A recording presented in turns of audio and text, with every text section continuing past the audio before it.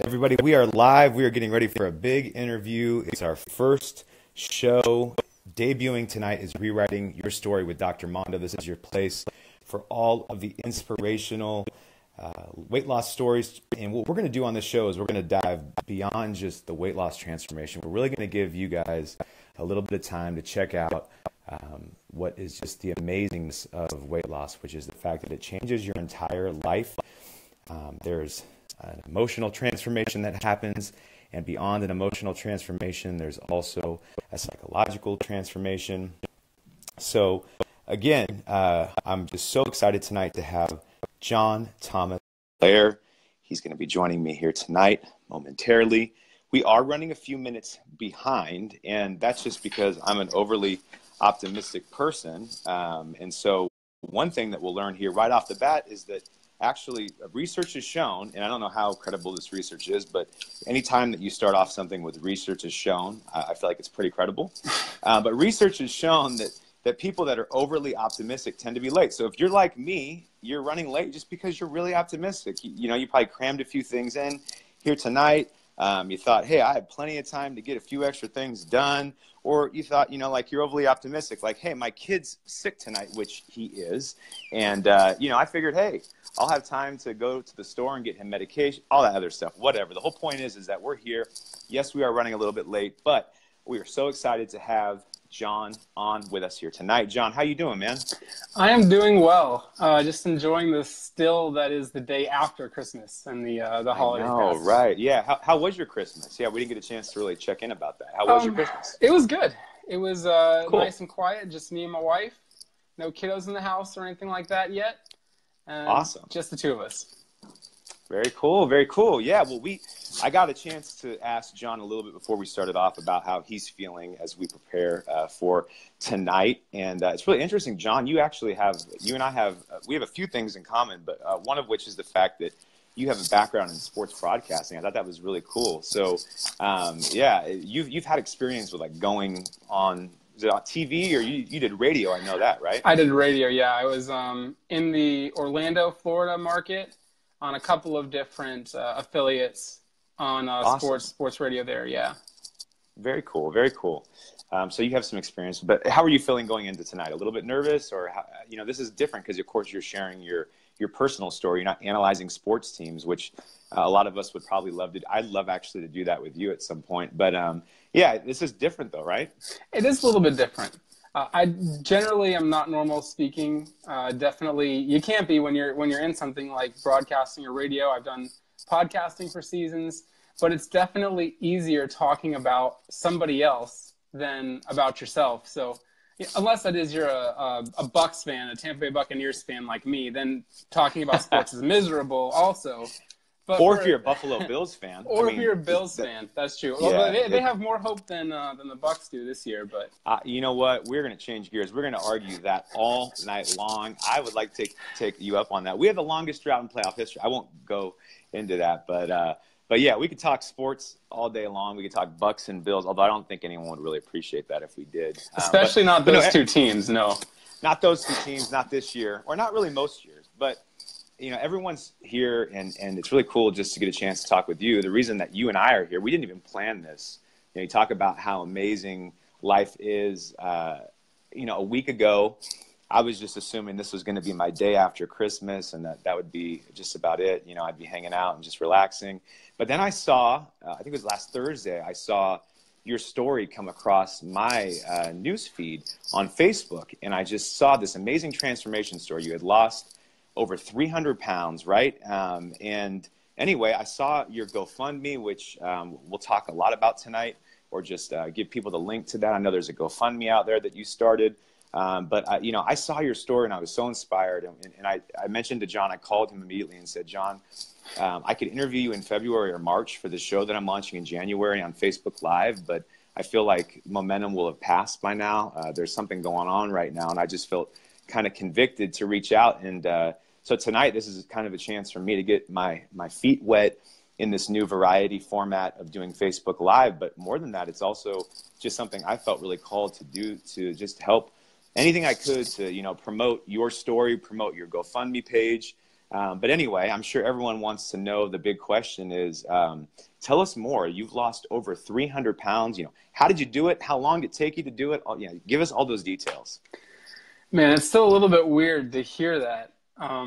It's still pretty fresh, So yeah, I'm so used to hearing about weight loss like that and thinking of it as a goal, something that I'm working on. And there's been, I've gotten a lot of questions like that throughout this whole transformation process. And my go-to deflection answer is always, well, I'm not going to think about the journey yet because I still have so much work to do that I just got to focus on tomorrow. I don't want to think about yesterday. And now you don't want to get ahead of yourself. Yeah. Right. And now that I've lost close to as much weight as I'm going to lose at this point with my body, it's weird to reflect back, but it has been a long and difficult but exciting process. It's been, man, I mean, the vast majority of that 300 pounds I lost since August of 2016. Not quite all of it, but wow. 98% of it, 297 pounds since August of last year. Amazing. Yeah. Even as you reflect on that, John, like hearing that number, that's got to just be incredible to hear. 297 pounds, right? As you're hearing that reflected back.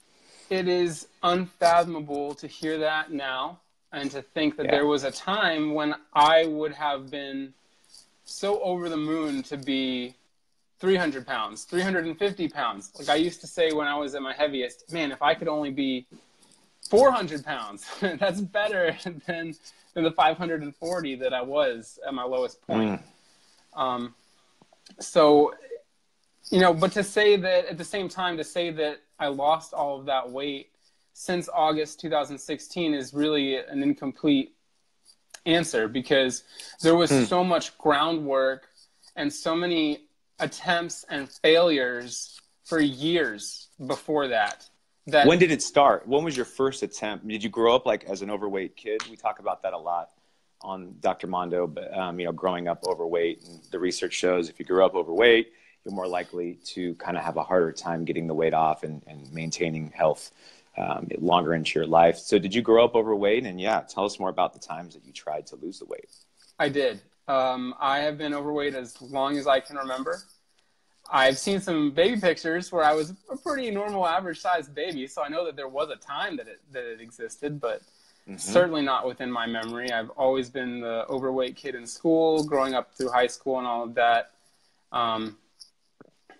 I've just always had a very unhealthy relationship with food from an early age, and I think the first thing that I tried to do before finding the environment where it clicked for me, because there was a definite environment where it finally clicked for me. And I'll talk about the camp, which is the gym and community that I lost the vast majority of that weight participating in a little bit. But before it clicked like that, really there was so much of me attempting to fix what I knew was an unhealthy relationship mentally with food and trying to make this change and this diet and this diet. And if you can think of a fad diet or something that's got a popular documentary on Netflix, I've probably tried it and failed. Totally. Yeah. to lose any actual substantial weight. I'm sure you're not the only one. There's people that are probably out there right now. Totally agree. Yeah. They can relate to that. Yeah. I do recall one in particular. I don't know if you've ever seen the documentary Fat, Sick, and Nearly Dead. Yes. On Netflix. The juicing one, right? You were juicing for a while. It got me pretty into juicing. You can, if you talk to, at the time I was still with my mom. I was still living with my mom, and you can ask her about the mess that I left in the sink, because those juicers are a pain to clean every morning. They're a pain. It's a pain to juice, right? Like, I mean, you could, like, one day that's a lot, but like to string together multiple days. It is a commitment. Yeah. Total commitment. It might be more of a commitment than actually just going to the gym and working out. It might take more time. Yeah. You would know. You would know, right? I think it probably is. Yeah. So you've tried all this stuff and you grew up overweight. One thing that's really interesting, and a lot of what I want to get into today with you, is just the fact that, you realize there's a lot of people that don't realize that their relationship with food is more than just surface level. So many times I meet folks, whether it's in my practice or I'm doing a speech somewhere, where they'll say, I think I just like cake, or I'm really convinced that, Pizza Hut has some, chromosome or some DNA, something in the DNA there with the pizza. And I have that particular, DNA. 23andMe is going to confirm that I have the pizza gene. And so they really think that there's no emotional components to this journey. I just find it interesting. So, like, when did you first know that, what, I'm an emotional eater, and I know that my relationship with food it goes beyond just me liking pizza or cake or whatever other go-to. I don't want to make you too hungry, so I won't mention more. But you know what I mean? Like, when did you first realize that? Oh, man. Probably as a teenager. I was heavy as a teenager, but never quite as big as when I became a young adult. I was in my 300s most of high school. And my mom, first of all, as is probably often the case when you talk to children who grew up overweight, my parents were both overweight to varying degrees. Yeah. My sister is obese currently. Not as heavy as I was at my worst point, but it's clearly something that is perhaps part genetic, perhaps part, a culture. Every family develops their own little culture, and I think you can kind of feed into each other in good and bad ways. But it's a real thing. And so I always used to hear my mom talk about her struggles with emotional eating, and kind of knew, like, yeah, she's probably talking about me too. Like, I could apply most of those things to myself, but I had this, denying side of me that was always looking at all of my other friends who, as a teenage boy, people eat garbage all the time, and all my friends could, like, put away, they could out eat me. They could put away massive food, but, where's it going? Yeah. Some of us don't have the genes that we show it. Right. Yeah. And it's true. So I used to tell myself, well, no, I'm not an emotional eater. I don't have a bad relationship with food because, I still eat less than my friend RJ, or I still eat less than Joe down the street, Right. And whatever you could do to kind of rationalize that it's okay. But at the same time, in the back of my mind, I knew from that point that there's probably something that's unhealthy for me, even if it's not necessarily as terrible for somebody else. Yeah, we'll get into, again, like we keep saying, we'll get into that. I do want to get to the specifics of your emotional eating cycle. What I want to do, though, really quickly, and this is all just going to be interesting to see how it'll translate over here. Everyone's visual, and there's something I have against, I love before and after photos, but I just sometimes feel like we get so trapped in the oohing and ahhing of the before and after that we almost don't create space for people to tell stories like this. So, I just want to show some photos, if that's okay with you. Oh, of course. Yeah. John. Yeah. And just so people can kind of get a visual of, what it was really like for you when your life changed. You said it was in 2016 is when this transformation, the most recent one, took place. That is when everything kind of clicked for me. Yeah. Yeah. So let's see, John, you be the judge. You tell me, can you see that pretty well right there? Can you see those okay? I can see it, and I know them well. So when you look at those photos right there, what goes through your mind? It is hard to remember being like that. And it's hard to know that when I was that size, it was impossible for me to imagine being the size that I am now. It's almost like being two different people when you look in the mirror, and knowing that it's just a physical extension of your conscious, of your person. But there's that emotional part of it that it doesn't matter how illogical it is, you feel like you're not even looking at you. You're not even looking at the same person. Yeah, and this is again, you guys, we're going to link to this page, but it's the GoFundMe page that we have. John, this is another photo that I thought would be great to share because that's you and your beautiful wife. Tell us more about you and your wife. That is another one of the thoughts that I have when I see some of these old pictures is it astounds me. And my wife actually has cautioned me against saying things like this, but I feel like for me, I have to just be honest. And it astounds me that she even married me at the size that I was at. Because it goes a little bit beyond, not looking like a GQ model. It's a serious health. This is a serious health issue. Was she worried about you? Yeah. Would she ever vocalize that or verbalize that? We talked about it, certainly. I mean, she's known me since I was 12. We grew up together. So she's seen me from when I was less overweight to when I ballooned up to my worst. And,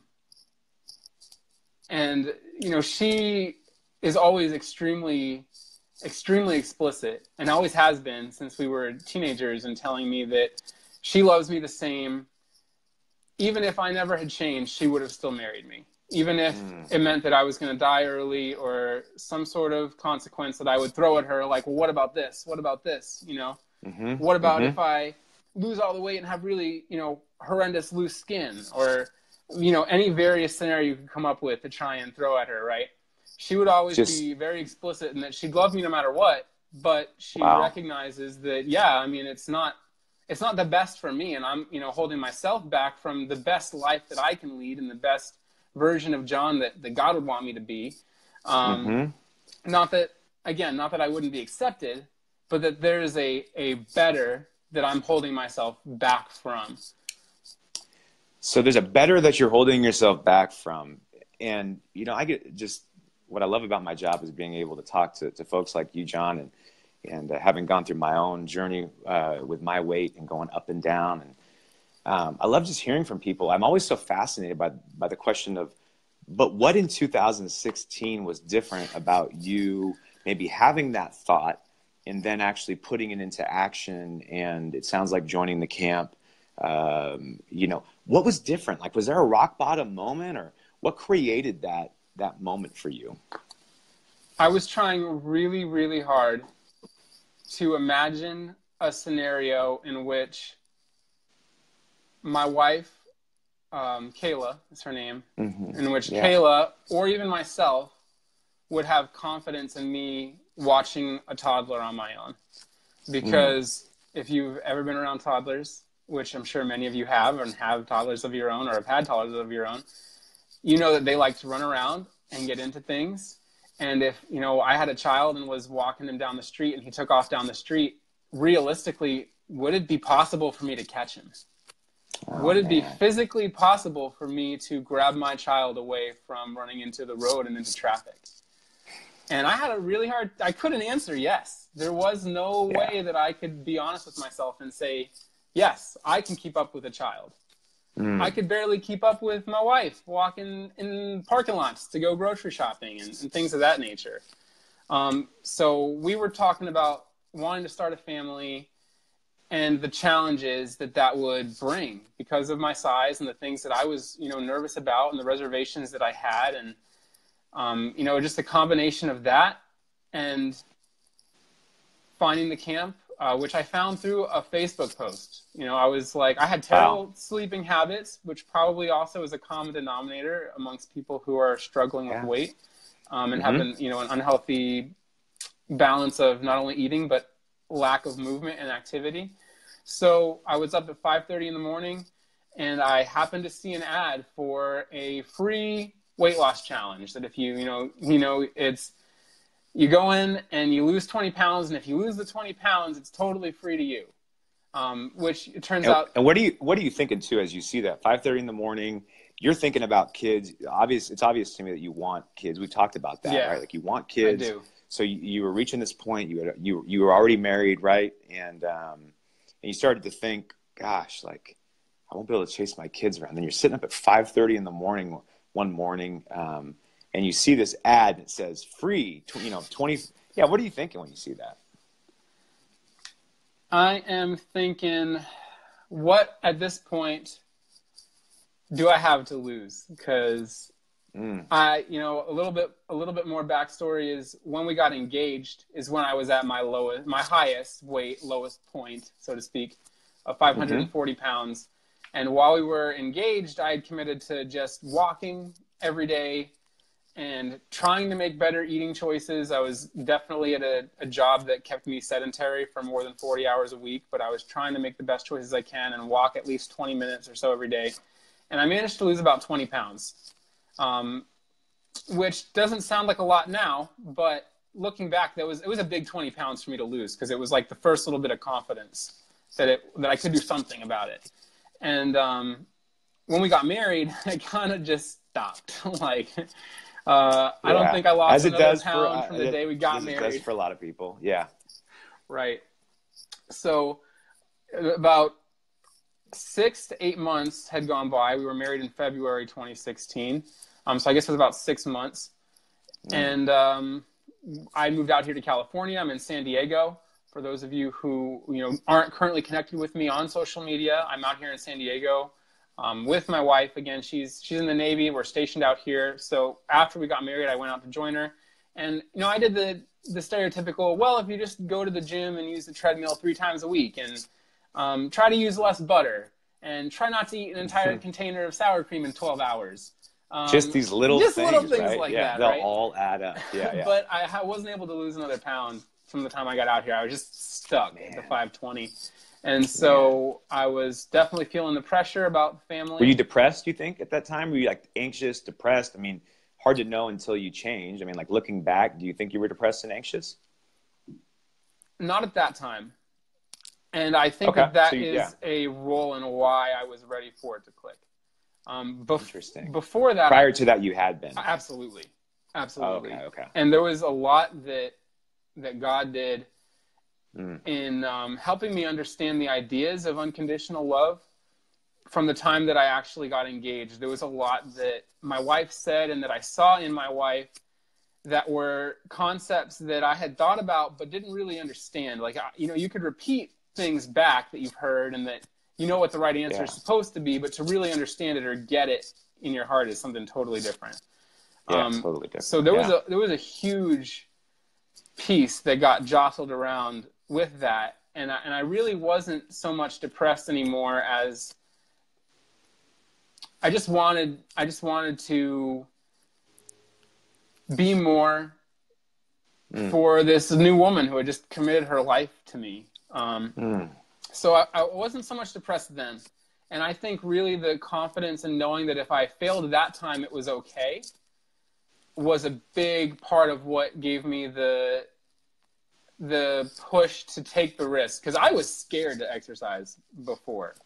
Like terrified to do anything more than walking. Like it was just real anxiety. Scared that something would happen, or It wasn't even necessarily logical. It was just one of those like some people, you hear them talk about public speaking and their hands start to get clammy and their throat tightens up, and I would think about busting a sweat and I would get really anxious. And I almost didn't go to the camp because when I walked in to do my little initial visit with the directors over there, there was people working out in the gym. And I was looking at the exercises they were doing, and my first thought was, yeah, I'm never going to be able to do that. That is way beyond anything that I can do.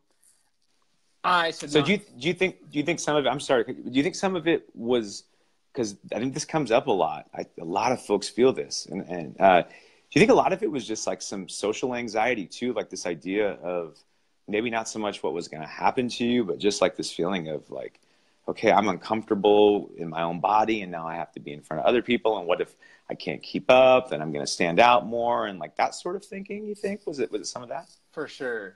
There's definitely a constant undercurrent of the assumption that you're the sore thumb that sticks out in a room. Whether it's necessarily true or not, you have that constant undercurrent of thought that, well, if I was them, I would be staring at me, because how could you not stare at the 540-pound person jiggling around? Like, so everywhere you went, it's rough to say, but feeling. That's really how, I mean, that's how you feel.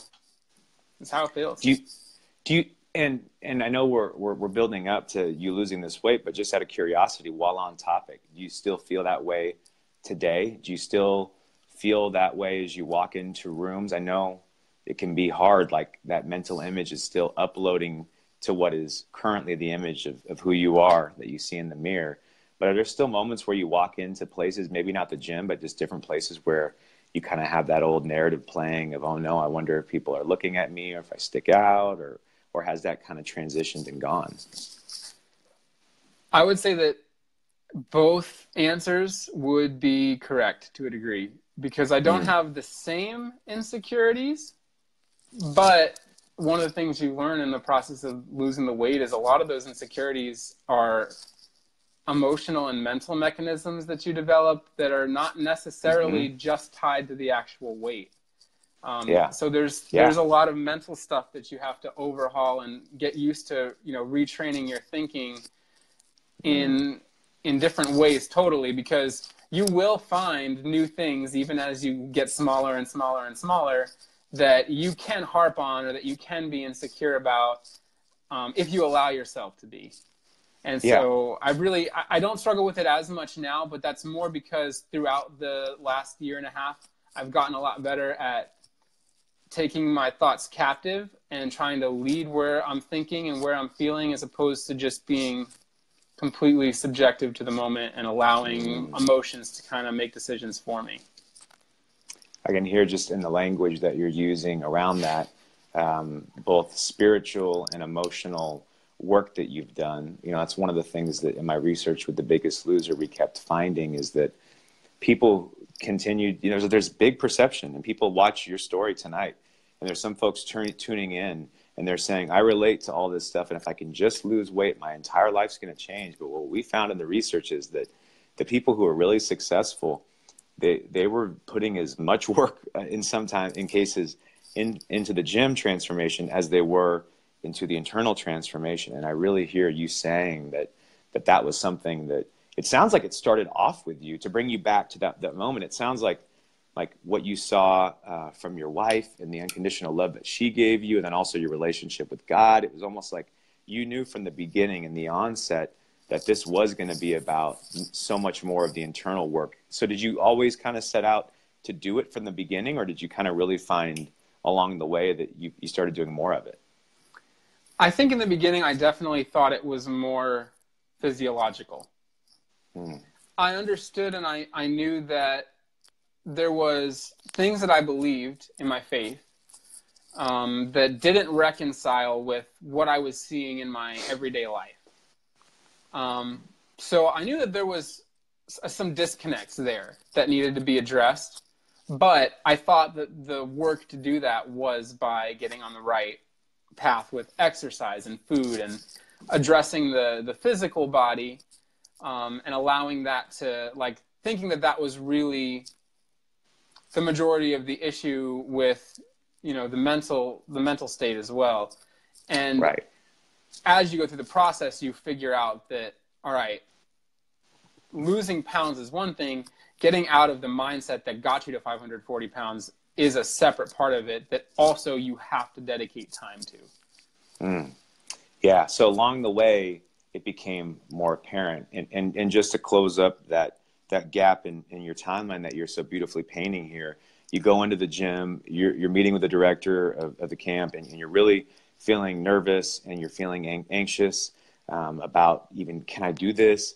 But is that where the transformation then started? Is that you started losing weight at this gym and started doing this this new way of eating and this new way of working out in 2016? That's where it began? Yeah, and there's that, I mentioned it too, and the first 20 pounds or so that I managed to lose just from walking was like a little bit of a tiny, I was just going to mention that actually. It was a little bit of a tiny stepping stone.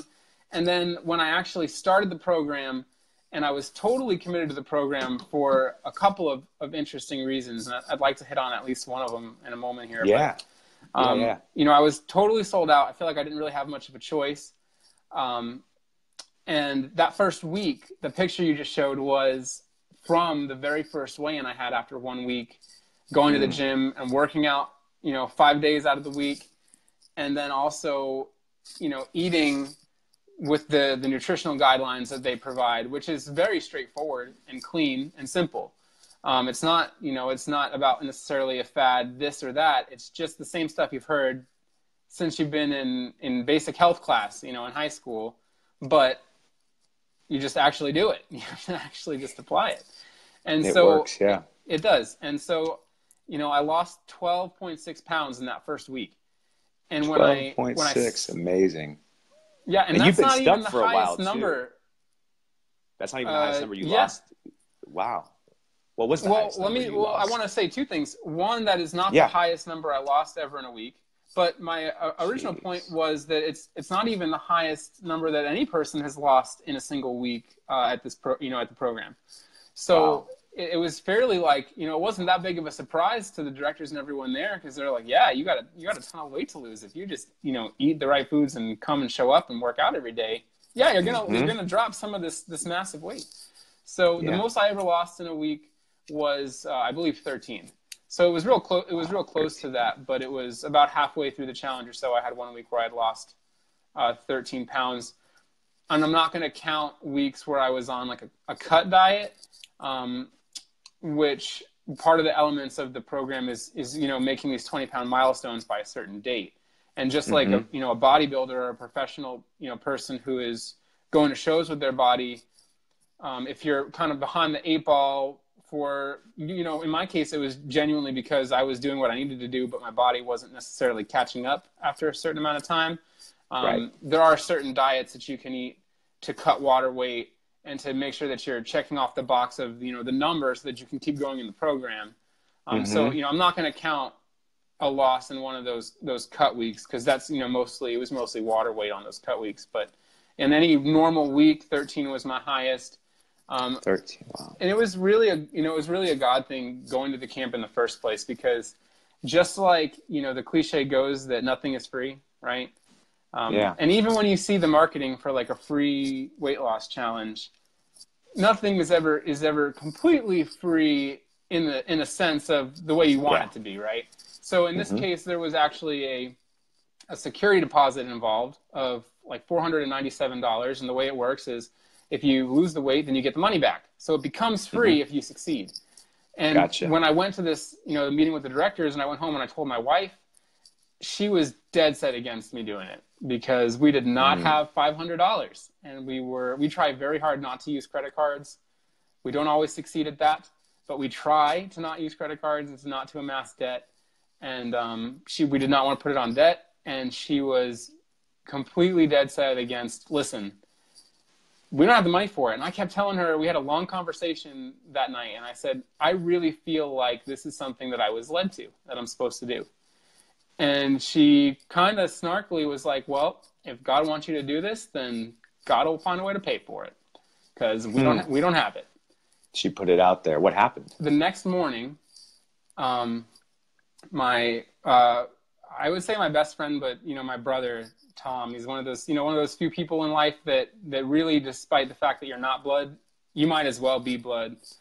Totally. And so, you know, my brother, Tom,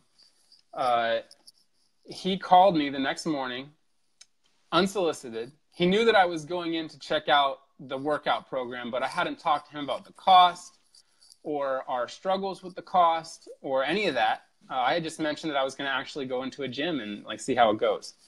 And he called unsolicited the next morning and said, hey, listen, John, did you go check out that gym? And I said, yeah, I did. It's pretty cool. And he said, well, I was talking to my wife, and does it cost anything to do it? Because if it costs anything, we want to pay that for you. What? Wow. Yes. And I was like, well, you know, actually it does. And that's one of the things we're trying to figure out. And he PayPal'd me the $500 that day. Unbelievable. Yeah. Wow. And when you told your wife, she blown away? She was. Her reaction was really that of like, well, you know, God told me, like, I put it out there, and I feel very foolish right now, but it was just one of those things. And that's like why I had mentioned earlier that I really was sold out to it, because it wasn't even my money on the line. It was, you know, my friend who had the faith in me to put it out there. And, and so I think that kind of fits into what we were saying earlier about, it was seeing the unconditional love from, you know, my fiance, and then who became my wife. And then also to see somebody else who had the faith in me to do it and not lose their money, even though I had no faith that I was going to do it and not lose the money. So it's almost like it was these people pouring into you, your brother, your wife, God, at different points, pouring in this love and this belief that got the momentum rolling to where you just said, okay, I guess this is, the more confident you became along the way that this is what you were supposed to do, it sounds like. Yes. And I don't want to completely gloss over the nuts and bolts side of this, which is the exercise and the eating and the working out and the actual process. But I think that you know what we're getting at, and what I wanted to really communicate is that all of the exercise stuff is a real thing that you have to figure out. And it's it's a math problem. It's like if you have math homework, and you could be really good at math, but if you're not motivated to do the homework, then you're not going to succeed in the class. That was my story. Is I was a really smart kid, but I had zero motivation to do the homework. So I would get A's on my tests and a 0 for every homework assignment, and barely pass the class because I was just the bare minimum. And so there's absolutely a numbers math side, in the sense that it is very logical. It is to a degree straightforward, although every person's version of what the calories in, calories out, and what foods work best might be a little bit different. There is a math equation for each person that if they follow, they will lose weight. But the things that we're touching on here are all of the mental hurdles that might have stopped me from actually following through with doing that math equation. Because if you're not in a place to actually carry it out, then you're not going to stick with it. And that's why I was trying and failing for years before it actually clicked. But you feel like life, God, just kind of opened up these doors to where it was like, it's time to go. And then you started on this process, and it was interesting, like amazing, because you said that you tried, even like the setup to it, I find pretty powerful, that you had tried making modifications and you weren't able to lose weight. And that's pretty significant, right? That all of a sudden you went from not being able to lose weight to your first week losing 12.5 pounds. Yeah, losing 12.5 on this path that you felt really called to go down. So as you went along your process, and in total you lost, again, how much weight did you lose while you were with this gym? With the gym, I lost 297.4 pounds. Wow. And 317 from my absolute heaviest, from when we were engaged, and I weighed 540 before starting at the gym. Amazing. So, and you said hurdles that came up along the way.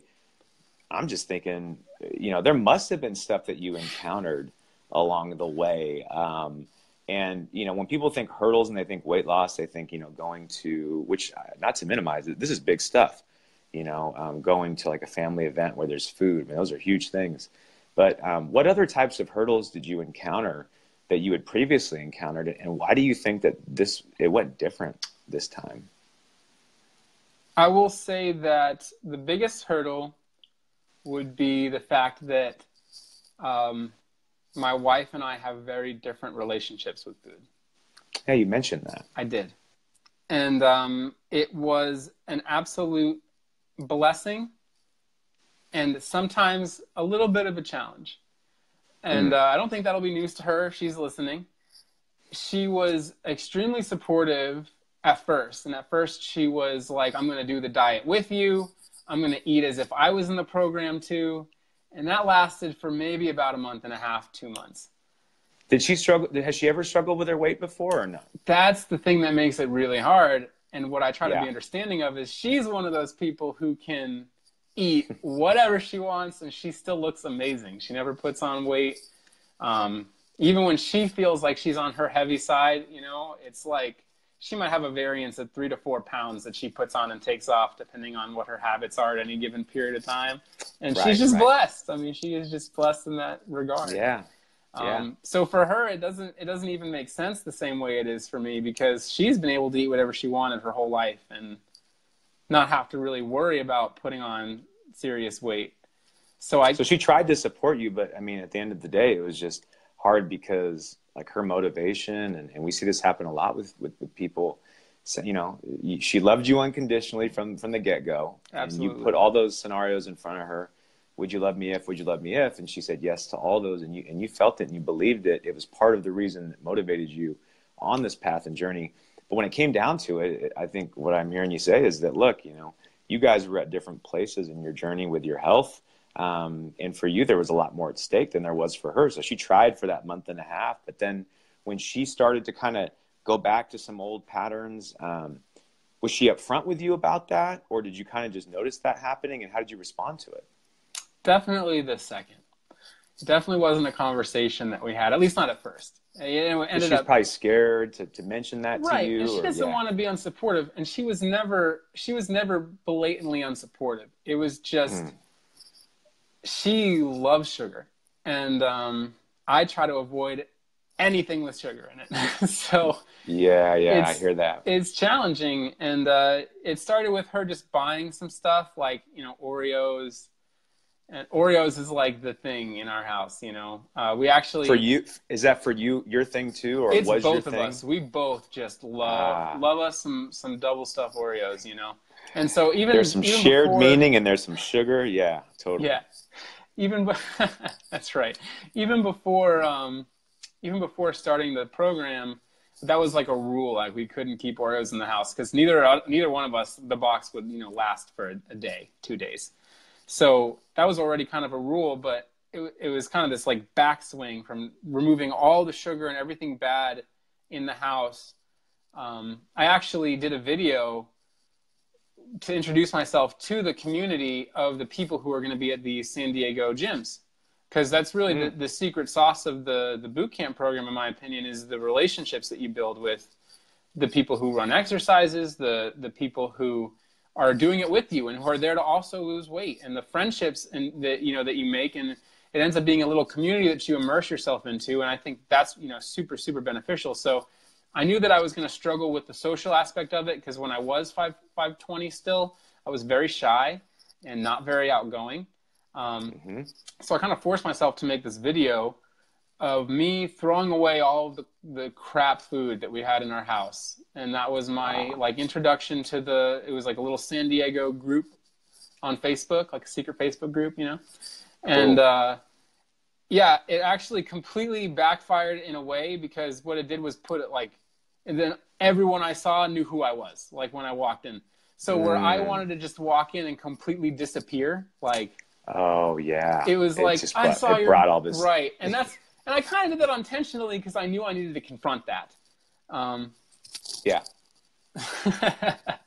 Yeah. You need to confront that, but also too, I mean, again, like the pressure mounting. And did it feel like pressure? Because now you have this element of it, but you also have the element of the fact that your brother and you helped you out with the deposit, and you feel like God's calling you, and all this. Like, was there moments where you felt like this is a lot? Like just I feel like I could do it maybe, but man, this is a lot. Were there pressure-filled moments?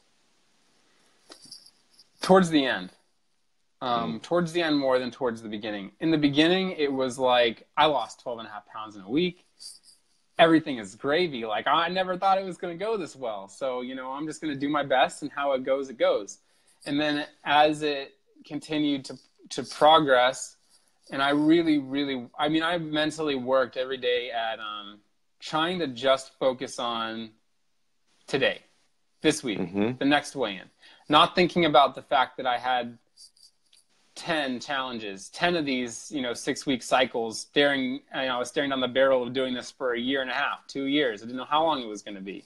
Wow. So I really had to just focus on a day at a time, because I would feel like exactly how you're describing if I didn't. I would catch myself starting to feel a little overwhelmed and overpressured, and I would have to take it back to just, what am I doing right now? What exercise am I doing right now? Can I give it more effort? Yes, I'm going to do that. Just take it very simply. And then towards the end, when it went from doing better than I had imagined to closing in on actually achieving the goal weight, my goal weight was 229 for my contract with this program. And starting at 520, I never thought I was going to hit the 229. I was like, listen, if I can get to 275, I'm money. Take good. Your money, keep right. it. Yeah, exactly. It's a worthwhile investment. Wow. Once I started actually closing in on that number, I did start to feel a bit of pressure that I've worked really hard the last year, and I'm doing everything that I can do. And at this point, I felt like at that point I was just kind of on a roller coaster with my body. Like, there wasn't really much more exercise that I could add in and still be doing it in a healthy way. And there wasn't really anything else to tweak in what I was eating. So it was kind of like I was just on the ride. And once you start to lose that element of control, there's something left to tweak, there's something left to change. Then I started to feel overwhelmed with the pressure of it, not wanting to come, 80% of the way and then fail on a given challenge. And it's tough to say that to people, because most people always want to go to, well, you wouldn't be failing. You would be, look at how much you've done. Look at how much you've succeeded. Look at how much you've lost. And I do know that is the healthy approach to view it. I know that, but I'm also I'm a very competitive person. And so for me, towards the end, part of what got me through was focusing on wanting to finish strong, wanting to finish with a win, so to speak. And I said, every time I had one of those conversations, and there was a lot of times where towards the end people were like, listen, no matter what happens, you've succeeded, like, beyond what you would have expected. And I would say, yeah, that's true. And I will 100% take a moment to stop and appreciate that when it's done. But until it's done, I can't think of it that way. I've got to think about, what do I have to do tomorrow? I can't think about yesterday. Yeah, so there's a couple of things I'm noticing. Like, one, it's really cool. You tapped into that competitive piece of you. So that existed before you started the journey. You just brought that into this transformation. It probably showed up in different parts of your life. Video games. And the other thing, too. Stuff sitting on the couch more than, real physical activity. But now, yeah. You redirected what you were locked into. We went from, it sounds like, more video games. Not saying you don't play video games from time to time, but yeah, that like you transitioned that into that, in that space with the gym, it sounds like. Yeah, it was a big piece of it for me. And that's like, what I was saying earlier, in that everyone's math equation might look a little different. What I can eat, what my wife can eat to maintain weight is not going to be the same, but there is a thing that we would have to, eat to maintain stasis, to just be the same. And mentally, it's kind of the same thing. Different people respond to different kinds of motivation. That is something I have seen time and time again. Now kind of, yep. I'm in the gym minimum 5 days a week, and have been since I started. There hasn't been a single week where I haven't been working out at least 5 days in that given week since August of last year. And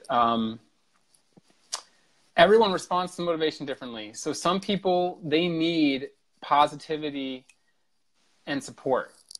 And some people need more of a push. And that's okay. It's okay that everyone responds to things differently. So it's okay if you're more competitive or if you're more passive. And the way that you stay motivated is just being positive and knowing that you're in the gym at all, and that's a win compared to being home and not doing anything active. But for me, like, I needed that competitive piece to really stay tuned into it and to do it long enough where it became a habit, to the point where now, even though I'm done with these weight loss challenges, it's more uncomfortable for me to deviate from some of those healthy habits than it is to just continue what I've been doing for the last year and a half. Yeah, I think there's something to explore in that, in and of itself. How do you take a competitive, goal-oriented person and have them reach their goal, and then all of a sudden transition into this point where, what's next? It's I think that's really interesting. But what I want to go back to, and I think I want to highlight this for those of you out there, and we are going to take your questions tonight. We're going to get to those in a little bit here, so keep typing them in if you have them. We'll go back and review them and try to get to as many as we can. But one thing I want to point out that John just emphasized is the fact that, he brings in this goal-oriented mindset. But then what he's using at different points in the journey is he's bringing himself away from this big picture of like, okay, I want to lose the weight to get to 229, but he's really also focusing in on these moments where he becomes overwhelmed. He kind of pulls back and just looks at, what am I doing right in this moment? And what we would call that in the psychology world would be mindfulness. I think it's something that a lot of people are starting to become more aware of, but just the power of getting out of our heads and into the moment. And so that's something that I want to say, again, John, I hear you using that. It sounds like that was helpful for you. And, you had a big goal, right? And it would have been easy to, if you didn't, if you weren't goal-oriented enough, it could have been easy to, like you said, just go, hey, I was successful enough, right? Lost 200 pounds. That's a lot. 100 pounds. That's more than I thought it would have been. More than you thought. But, right. The fact that you were still goal-oriented, but you knew how to keep perspective, I think is so cool. So I want to highlight that. But again, I want to talk now and kind of rapid fire a little bit with some of these questions about what has life been like since you lost the weight? I know so many people, spend a lot of time on the, this process of what goes on during it. But, how has your life changed since you lost the weight? In a day-to-day basis, it hasn't changed much. And that's the truth. It's, first of all, it's still fresh. I just, reached my goal weight of, a month ago. It's been a month. A month. So Wow. it's still fresh. And really, really quickly, I realized that the transition was going to be a lot more difficult mentally than physically. Because when you've been doing something for a long time, it's easy to stay in your routines. But when the motivation shifts, you have to find new ways to keep mentally focused and also to keep healthy thinking and not letting it go too far. Yeah. Yeah. What about, like, in terms of, so you're transitioning to this new goal. It's only been a month. It hasn't been long. But the changes you've noticed, like when we look at people and they lose weight, one of what we see happening is that there's a shift in your relationship to food, because there has to be, otherwise, you can't lose the weight. But there's also a shift in your identity and how you view yourself. And then there's a shift in how the world reacts to you. So let's kind of take some of those apart. The world reacts to you is a good place to start. Does current day John get viewed in differently or treated differently in public than the John prior to this transformation? I have a hard time answering that. I think that a lot of the way that I may feel it's different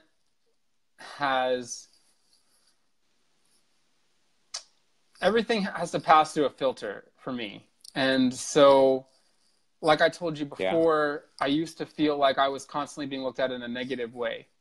And because I knew that wasn't the case, it created a little bit of a mistrust in myself for how I perceive interactions. Because I try to tell myself that I look for things too much, or I'm expecting it to be negative and kind of tainting it. So I try to put a barrier between what my actual first response of how someone is treating me and what I think the actual, truth is behind their intention or how they feel. So it's kind of tough for me because I still do that. I still have to filter everything. And I try to always take a positive benefit of the doubt type approach. I've gotten, even some messages and stuff that maybe could be the other direction, that maybe was, somebody messaging me in a way that was too familiar or friendly. I'm not sure how to say it, but like from the opposite sex, or right, like that? Something like that, or even, whether, 90% of the time you would just assume, like, there's so much random interaction that gets thrown at you anyway on social media, from fake profiles and from, all these various things, that I try to keep everything kind of filtered until there's a certain level of actual, intimacy in a relationship with a person that I can trust what I'm perceiving. So I just try to always give people the benefit of the doubt that things are not meant to come off as any certain kind of way.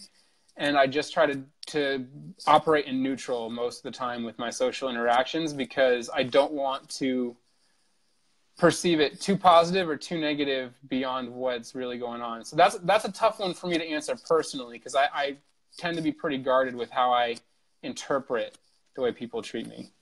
What about your wife? Does she think, how would she answer that question, I guess? Would she think that the current version of you in this different body gets treated differently than the old version? Yeah. How would she interpret that? I don't think so much.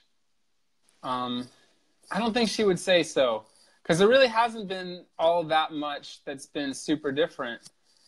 Most of the people that I know in person now are people through the gym, because that's my tribe right now. That's my community that I'm around all the time. And all of those people have been nothing but positive and supportive of me from day one when I walked in at 520 pounds. So that hasn't changed. So cool. And the other people that I'm in contact with regularly are people that I know from back home, and they were friends with me and had relationships with me when I was big. And most of our interaction is, via the internet. So much of our social interaction these days is through a screen. So I haven't noticed anything that significantly different. And when I do think that maybe there is something significantly different, I tend to deflect and say, well, I'm just going to treat it the way I would treat any other interaction.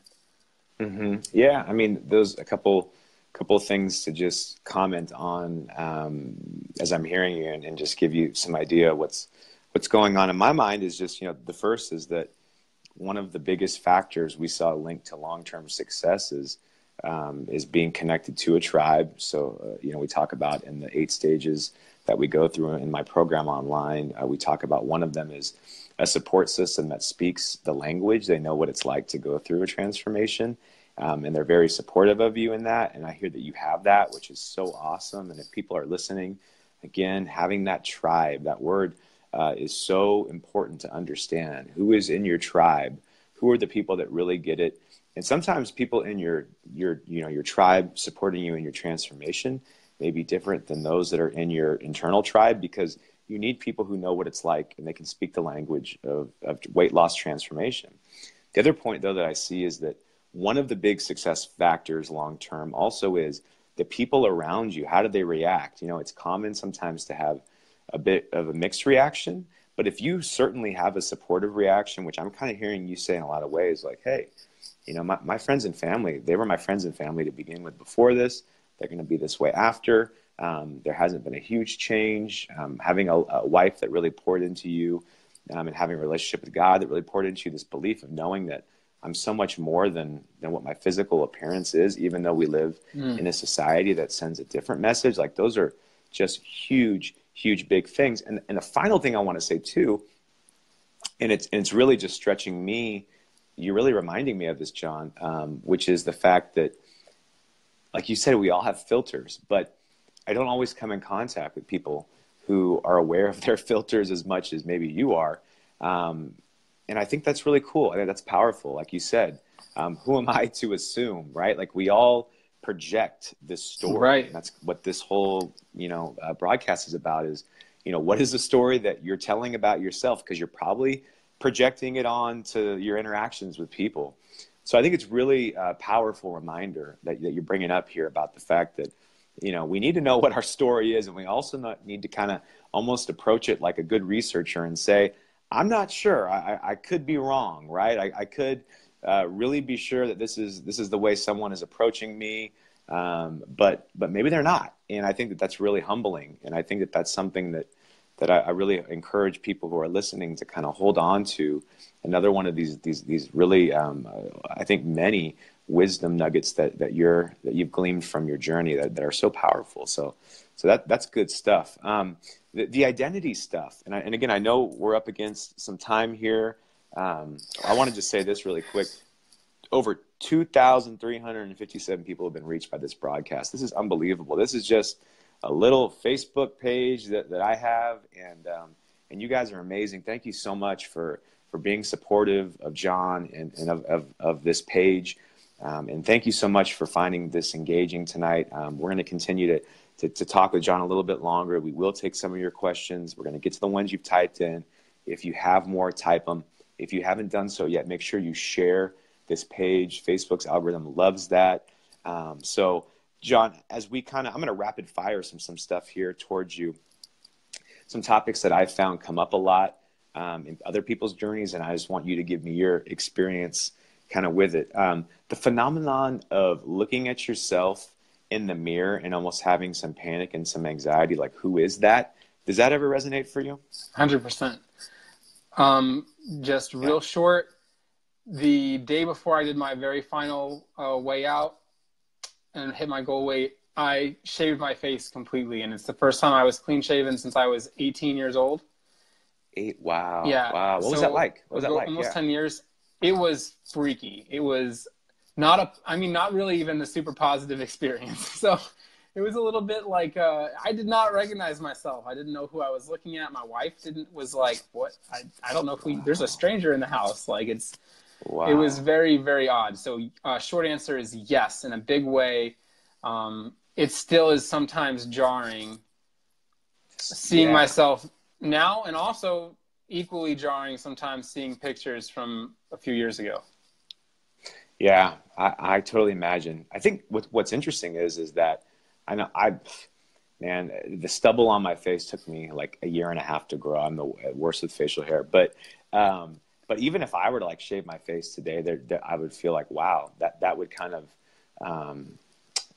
make me feel a little strange. And I can only imagine for you having not shaved in that long, but then to be shaved and already having what you were going through with that new body. One thing I want to say to that though too, and for people who are listening, the reason I'm asking John about this is because this is a totally common experience. So if you are going through this or you have gone through this, I've even seen some people be so overwhelmed and feel like freaked out by this experience that they just didn't talk about it, and that led to them going back the other way. The thing is that this is part of the journey, and we keep talking about journey because John's going to go through a period of time where eventually some of this that he's experiencing starts to kind of match up. I have a friend who's actually going to be on the show later this next year, Sammy Cater, who's a motivational speaker, amazing personal trainer, does a lot of work with kids in the community, motivating them in their health transformation goals. And Sammy lost over 100 pounds, and he's kept it off for over a decade now, well over a decade. And he says, I'll still have times where I look at myself in the mirror and I see myself and I go, who is that? So there's still moments like that. He says, but I'll tell you one thing, each year, each day, they become further apart. They don't happen quite as much. And I've learned to just kind of embrace this as part of the journey. And I think that's something that I want to encourage John, but I want to encourage all you listeners and viewers out there too, that if this is something you're experiencing as you lose weight, just know that with time, it does get a little easier. And I think, the big thing that we can say, just like John's modeling for you tonight, we're talking about it. And it just something it's so powerful about when we dialogue about what is something that is scary for us versus when we monologue in our own minds and heads about what is scary and overwhelming for us. There's something so comforting from knowing we're not all alone. There's something so comforting from having someone that loves and supports us, being on the other end of just reflecting back some of that love and just sitting with us in those uncomfortable feelings. So that's why I bring that up, John. And again, that's kind of some feedback to give you. Here's another question for you really quickly. And I'm again, rapid fire before we get to their questions. But what do you think is on the horizon for you now as you rewrite your story? What do you see as a possibility in your life right now, today, that you never would have predicted a couple of years back? I've already signed up for taking classes to get my personal trainer certifications through ISSA. So Wow. I do not want to go back to a desk job if it can be helped, at least for a period of time. Kind of, I want to get solid in this change. And I think for me, I love fitness. I love working out now. We didn't talk nearly as much about the working out side as the mental stuff, but I genuinely enjoy all of that. I would have never imagined that in a million years, to think that I would ever have interest in voluntarily spending extra time inside of a gym. And now, it's something that I really, really enjoy. And so I'm actually getting ready to start those courses in January. That is awesome. Wow. Unbelievable, man. That is so cool. On to the next goal, right? That you got to stay focused. On to the next goal. Yeah, especially if you're goal-oriented and driven like you are. Stage 8 in the 8-stage model of change, just to let you viewers know too, the course we do on drmondo.org, the 8 stages we bring you through. One of those stages in rewriting your story is paying it forward. That's the final stage. And you kind of got to build a life where you're plugged into that community where, you can live life with them. You could have some intimate fellowship and talk about the ups and downs. But also you need to be in a position where you could pay it forward. And the people I've seen be really successful, John, are doing that.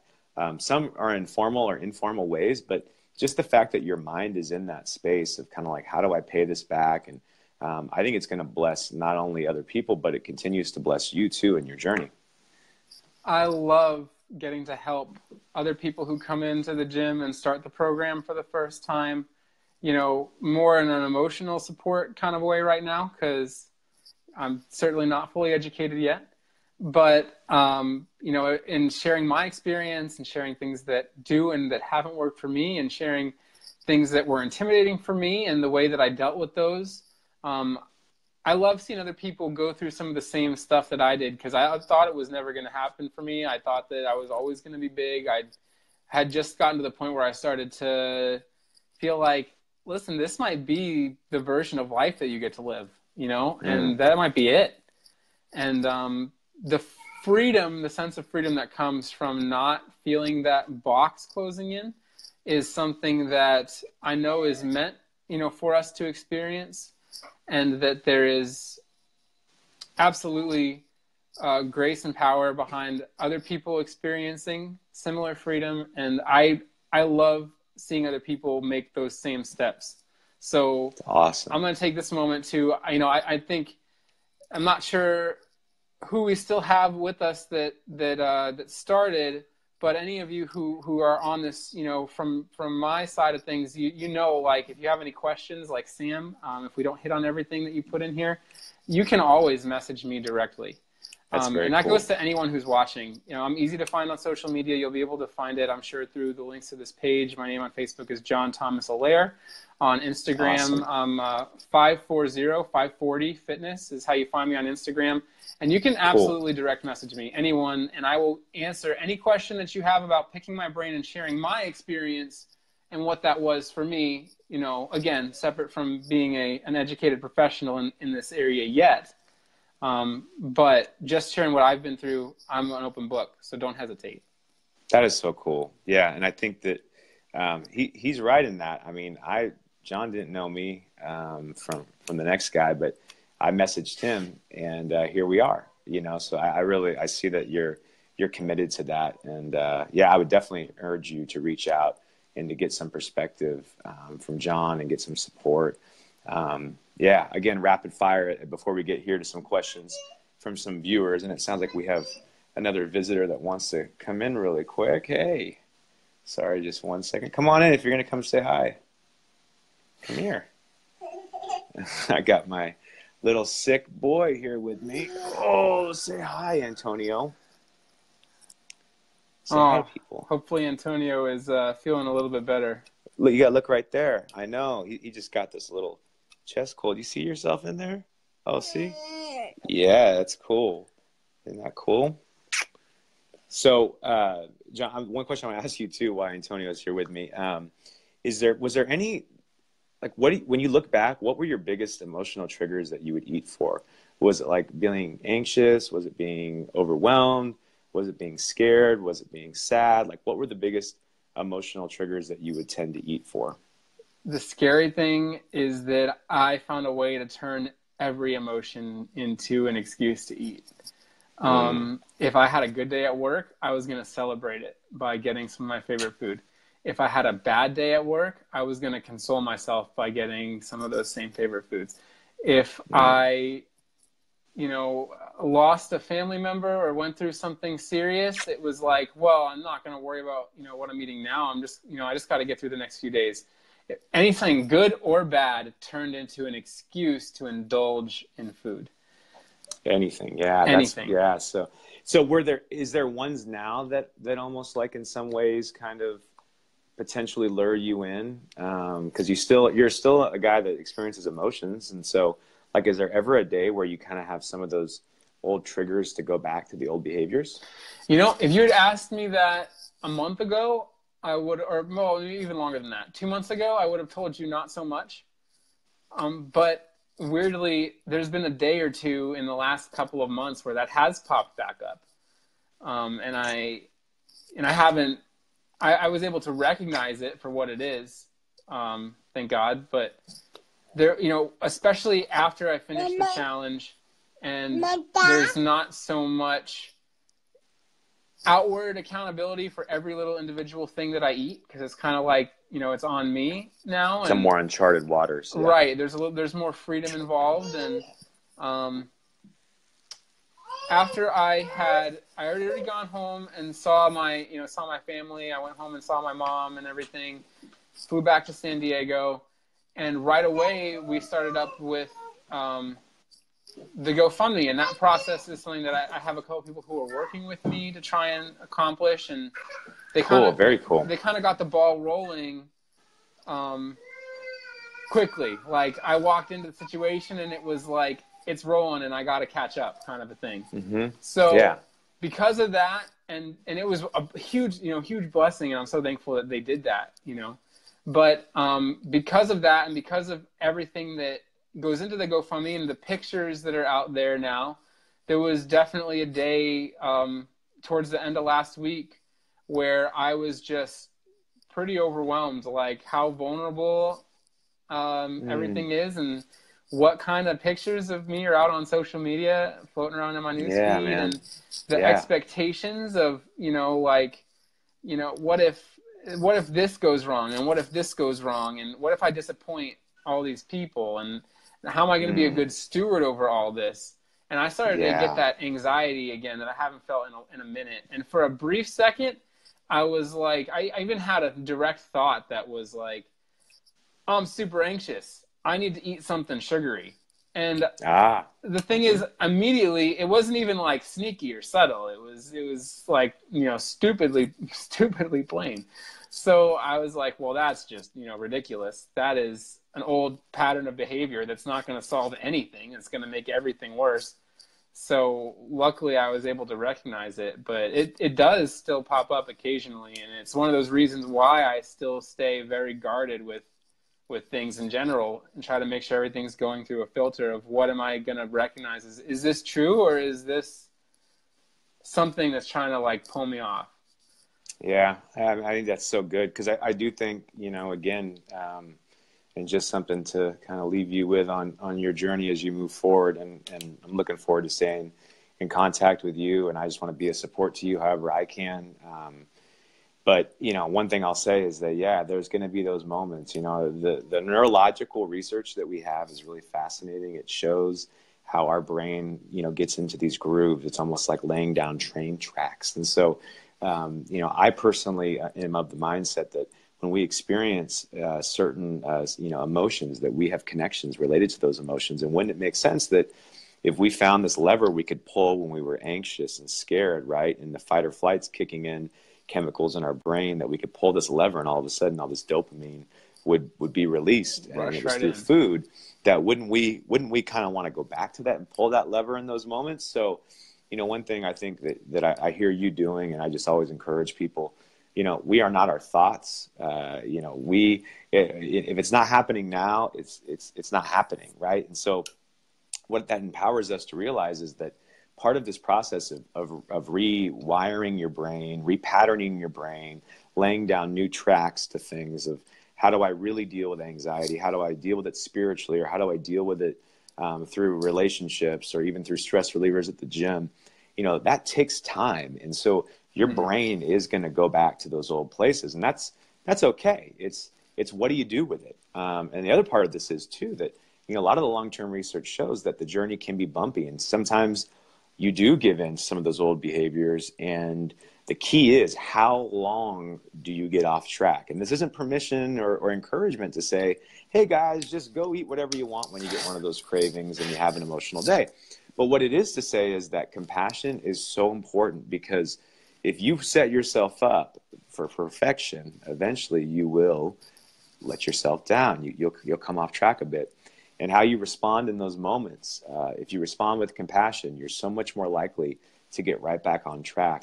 And again, you're looking at it from this perspective of, this is part of the journey. I'm rewiring stuff, and I'm rewiring my brain here. That's another thing that we don't talk about enough in a weight loss transformation, but that's certainly something that you're doing. More feedback to give you too, John, is you just seem so conscious of and reflective. And that's a huge asset. I mean, don't get me wrong. If you're an analytical guy, we can get in our heads too much, right? But but at the same time, like, I rather at least have some of that going on that we can tap into to learn from, and that can be a huge part of your journey. So you're doing great with that. That was kind of like the big question that I had. I know I could talk to you for hours. In fact, I'm sure we'll do another one of these if anyone wants us to. If anyone found it helpful, we definitely will. I want to get to some of the questions that other people had here.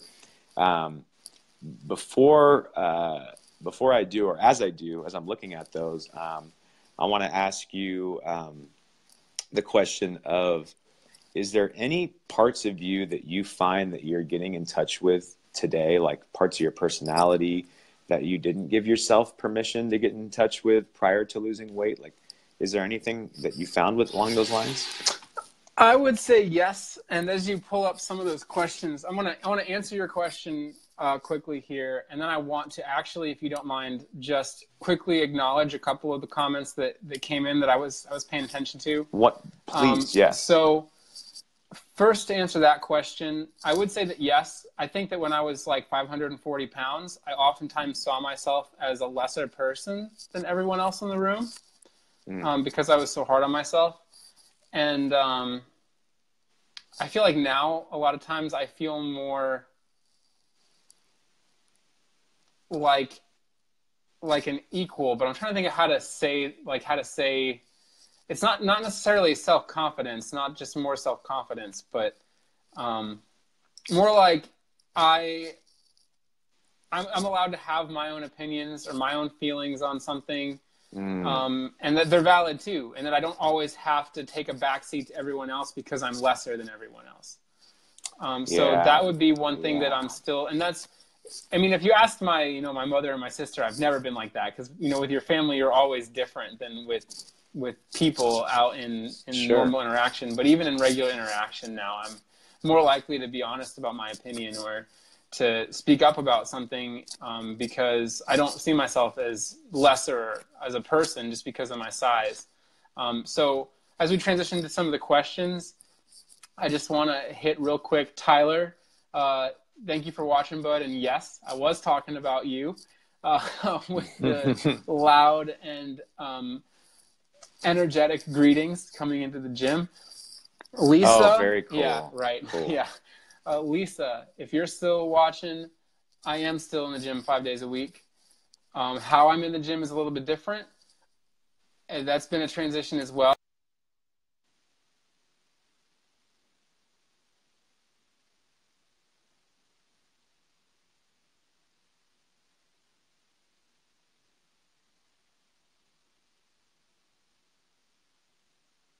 Looks like we may have lost our connection with John. Let me just double check it real quick to make sure we're good.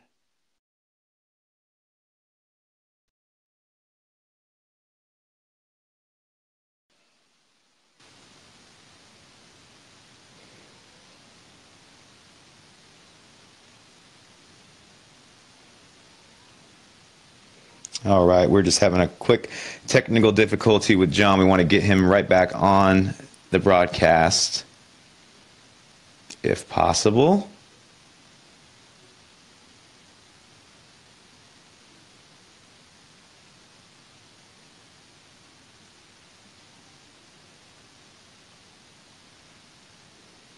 Oh man, John, I'm so sorry, man. I'm trying to get you back.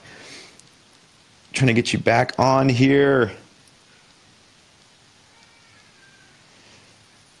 Let me take a quick minute just to kind of catch up with you guys as I try to get John back on screen. Wow, right? I mean, I could get lost in talking with John about his story. What an amazing guy, though. Just being able to be so transparent, so reflective. He's only a month out of losing this much weight. And I mean, I know you guys picked up on this, but what a reflective guy, grounded, humble, man, I don't know, just, his story is inspiring enough, but then when you start to hear more of it behind the scenes, I just was struck too by what a cool support group he has in terms of his gym community, but also too, just in his wife and the family and friends around him that he had. It was pretty surprising for me to hear that response that he had about, things not really being all that much different in terms of his relationships, because I don't often hear that. Usually I hear, in fact, just the opposite. I hear a lot of people say how they get tons of different reactions from their family and their friends. So I think that's really cool, that he has such an supportive support system. So yeah, anyway, just taking it back. I hope we get a chance to get John back for a little bit more of a recap. In fact, let me double check right now. I don't have a moderator here tonight. Next week, when we get the show going for the first official episode, this is like the pilot.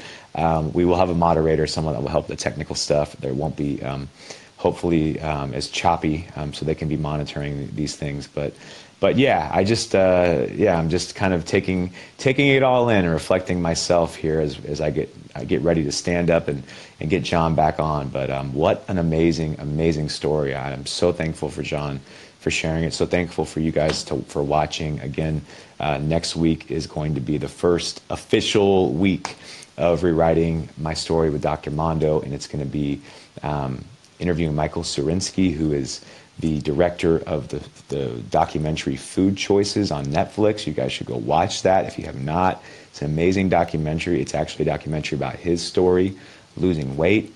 And, go and watch that story about him losing weight, but also his journey to find out what was healthy. He's just an amazing guy. We'll interview Michael next week. So let me really quickly see if we can get John back on. Again, thank you guys for being patient. Keep writing in your questions. I'm going to try to get to all of them. Let's see if we can get John back online. Let's see.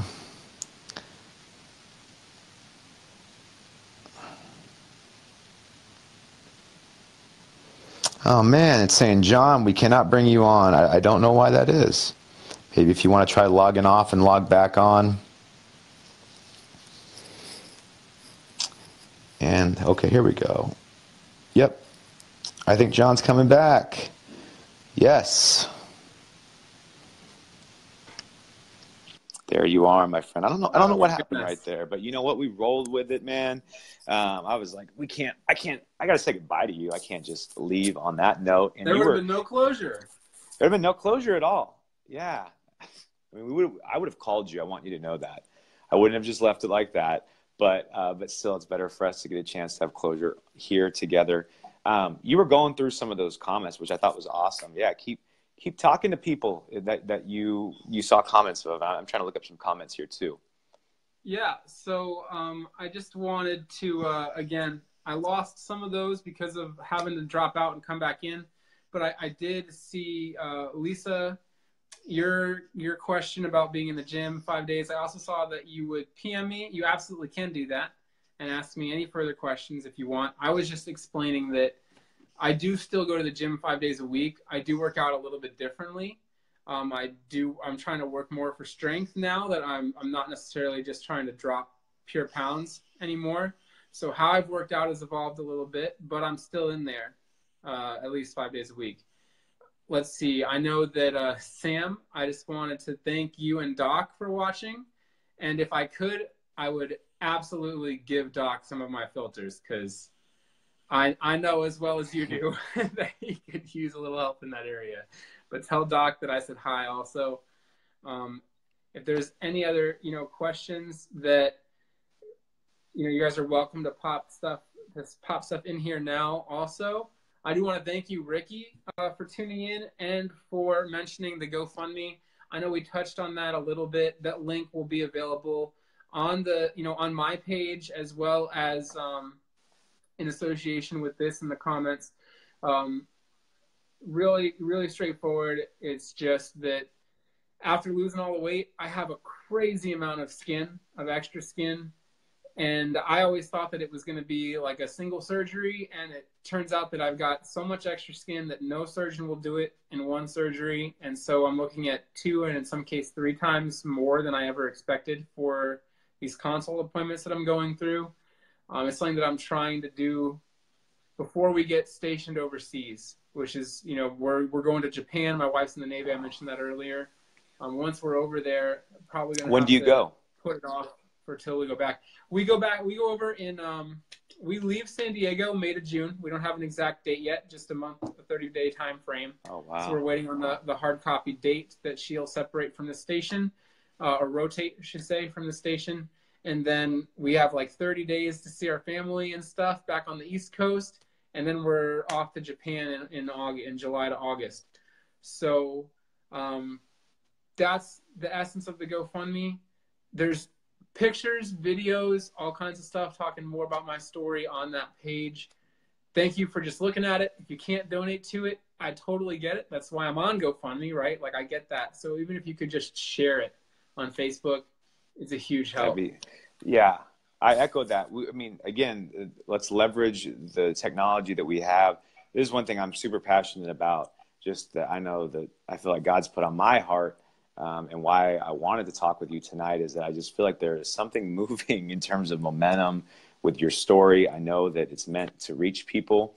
I know there's a lot of people this time of year that start to begin to ponder health transformations. I think your story is incredibly inspirational and people need to hear it. And I also think, though, that there's something incredible that can happen just by the wildfire that is social media. So I feel like you're going to get blessed with the surgery one way or another, whether it's through people raising the money or even a doctor out there or someone with a bigger microphone, a bigger platform, seeing your story and having compassion for your journey and wanting to help you take the next step with those surgeries. So yeah, I'm submitting that both in prayer and in intention and saying that right now that I really hope and I really believe that's going to happen. And I can't wait to get the update when it does. But again, let's all do what we can to share that GoFundMe page. It's going to be on my page at Dr. Mondo. Add John Thomas Allaire too. You'll see it on his page as well. But again, I'm just really passionate. I think if you're inspired by this story, one of the greatest things you can do is just share the GoFundMe. And again, if it's on your heart to donate towards that, then that would obviously be huge because you'd be helping him get closer to his goal of getting these surgeries. So yeah, I want to say one other thing too. James Buchanan writes in here, amazing inspiration, John. Thank you for sharing your story. It's a crazy journey. I've been on a health and wellness weight loss journey also for over 7.5 years. My total weight loss is 123.4 pounds. Jane, I know you and you are awesome. But I can tell you that it's a constant battle, constant journey with no destination. We will never fix it, but if we surround ourselves with the right people and the right environment, it'll make it a little easier. I love my fitness tribe and weight loss tribe. So Jane, thank you for sharing that with John. Yeah, it's a journey, not a destination. That's something that we always say, and it sounds like Jane's lived that too. Samantha Marie says, John, how do you stay so motivated? I've been on the roller coaster my entire life, and I get lazy when I have success. I mean, I love that. I mean, that's the reality. That's true. Like, you just hit your goal, and you're thinking of new goals. Why? That's honesty. Why is it that a lot of us hit our goals and we're like, okay, let me just kind of relax now and post up? Yeah. So how are you staying so motivated?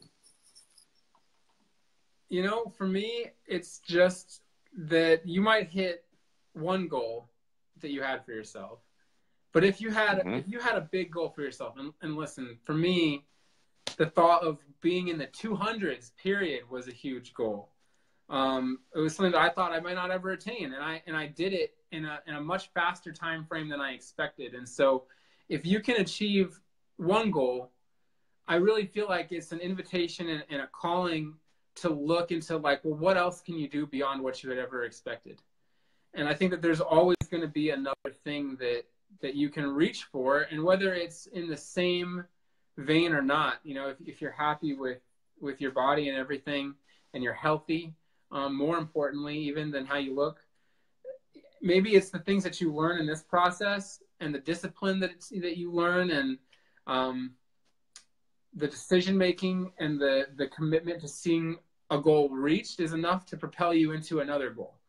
And so for me, even if you know, going back to like what Jane had contributed previously, while there's not one final destination, there is a journey. And for me, I just have to keep finding the next destination. And there's always going to be another destination, because there's always going to be something else that I can invest in or do, or hopefully at some point, somebody else that I can invest in and work with and help. So there's always the next thing if you're looking for it. That's Wow. it for me. And, You know, and that's a beautiful,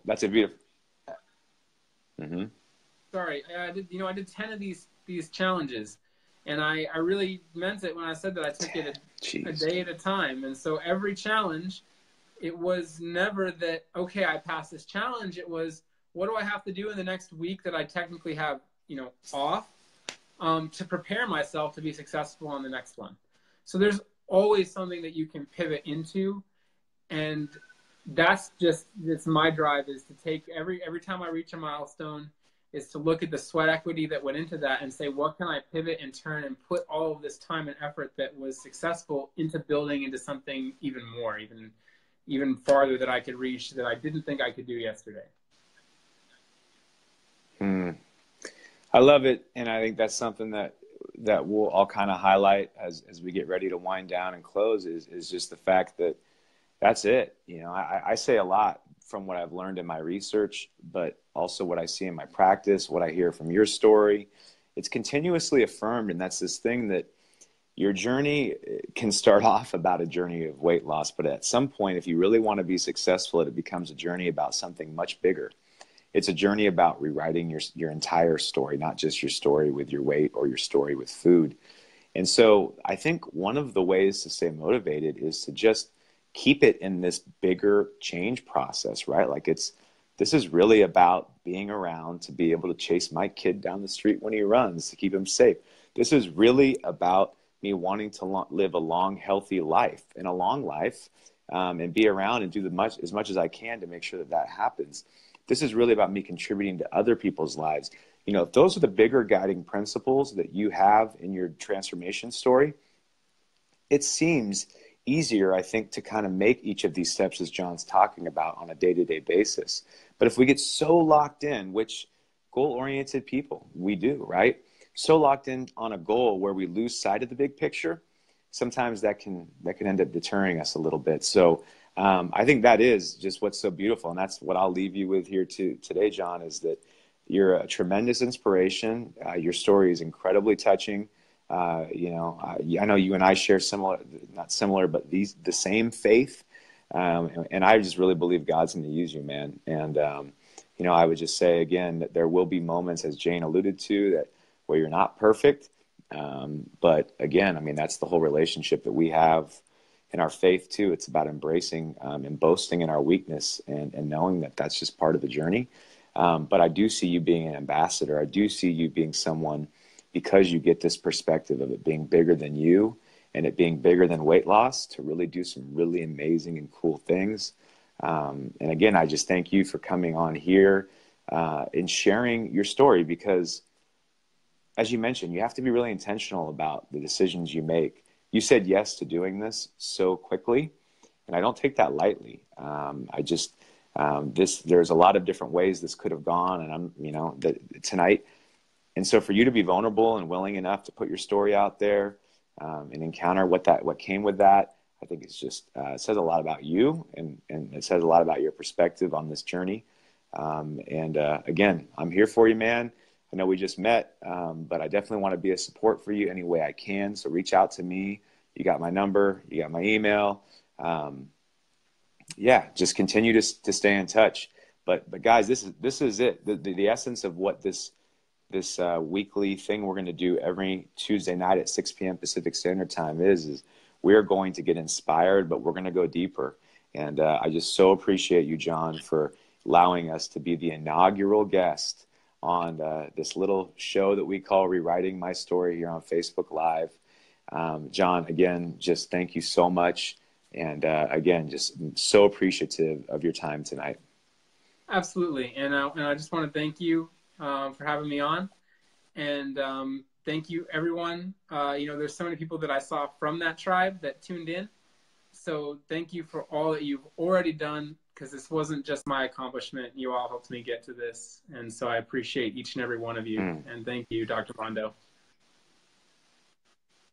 Absolutely. Share this page, share this feed, share the GoFundMe. It's going to be in the link. It already is. One of John's tribe members posted it. But go share the GoFundMe. Tune in. We're back again next Tuesday night. it's that time, guys. January is where everyone gets the motivation to all of a sudden, want to get their health transformations going. I hope John's story is just the beginning of something in you. If something spoke to you tonight, leave it in the comments section. If something spoke to you, reach out to John. Let's not underestimate the power of these moments that we have. Right now is a powerful moment. Tonight, if you listen to this and there's something that spoke to your heart, I believe there was a reason for that. Why don't we take advantage of that, right? We could easily let it go by, and then the cycle comes right back around another month or another year, God willing that we have it. Why not take the opportunity right now to rewrite your story? And why not take the opportunity to transform your health? John's story shares the inspiration for us to do that. Again, I just wish all of you guys success in the new year. I will see you a week from now, which will be in the new year. It'll be January 2nd. If you get a chance to, go watch the documentary Food Choices. John, you've seen a lot of documentaries. Have you seen Food Choices yet? I'm not sure I've seen that one off the top of my head. I have seen a lot of them, so I may have. But if I haven't, I'll check it out. Yeah, check it out. Next week's guest, it's basically a documentary that he did. He's an amazing filmmaker. He's done work with for Barack Obama. He's done amazing work. He's based out of Chicago. But this was his little journey that he took, not little, very big, that he took to really understand what was going to be the best for him and his health. He actually has a story that I think you could probably relate to too. I know I can, where, he had kids, and once he had kids, that transformed, his belief about his health and thinking, I got to really look at this. And so he starts investigating what's the healthiest thing that I can do in terms of the food choices that I make. And so he does a documentary on that. It's very pragmatic and research-based. It's really cool, but it also tells his story, and we'll dive in and kind of hear the behind-the-scenes stuff of Mikhail's journey and that transformation that he took. So that is next week. Again, thank you guys so much. One of the ways you can continue to stay up with me is through the Dr. Mondo page. I keep getting questions sent through inbox. I'm seeing them right now. Do I take clients? I do take individual clients. My practice is based out of Sacramento. Most of my people come in person to see me. There is a handful, though, that are spread out throughout California that I can do counseling with. If you're out of state, I can't actually do counseling with you, but I can do coaching. So there's a one-on-one element, and the other element is that I can get you in my online program, which is a bunch of video modules, blogs, lots of interactive lessons that helps teach you how to rewrite your story in terms of your identity, but also your relationship with food. And those are the things we find that really separate those people who struggle long-term versus those that are successful. So if you're interested in the program, go to drmondo.org, click on programs, you'll find more. You can get signed up tonight. Otherwise, if you're interested in coaching or counseling, practice is pretty full, but I'm always willing to consider taking on anyone that feels like it's time for our paths to cross. So you can reach out to me through my Dr. Mondo site, or you can send me a message here on Facebook on my business page. But again, John, thank you so much. Have an awesome night. Have a great new year. Stay in touch, man. And I'll look forward to catching up with you soon. You'll be back on here, I hope, at some point to share what it's been like kind of 6 months down the road or something like that. Absolutely, man. Anytime. It was a pleasure meeting you. Yeah, great to meet you. Yeah. You guys have a great night. Again, this is Dr. Mondo with Rewriting My Story, and we will be back next week with Mikhail Surinsky from Food Choices. I will see you guys then. Take care. Have a great night.